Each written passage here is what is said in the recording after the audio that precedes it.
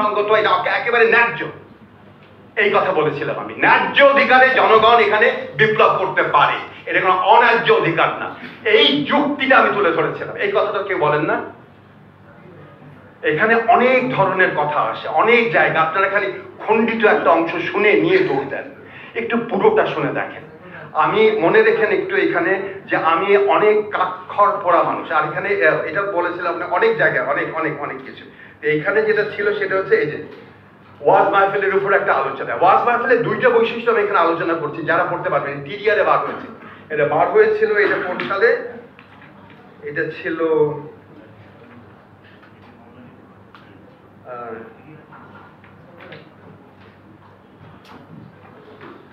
এইখানটা 2006 সালে, 2006 সালের পত্রিকা।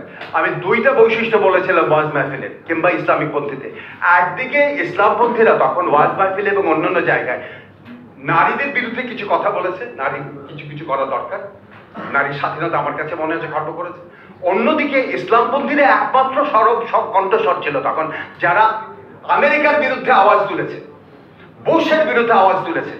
এইখানে আমি এখানে কোট করা আছে একজন, এখানে আমাদের একজন আলেম, যেখানে হাইকোর্টের সামনে যেখানে ই হয় জামাত হয়, ঈদের জামাতে বলেছিলেন থু থু ছিড়াই তোমার মুখে বস।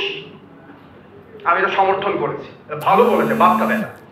এইটাও আছে এখানে। খুব ডান দিক অবস্থান দেখিয়েছি আমি এখানে। আপনি খালি একটা অংশ তুলে ধরবেন, অন্যটা কথা শুনবেন না, এটা কেমন করে কথা?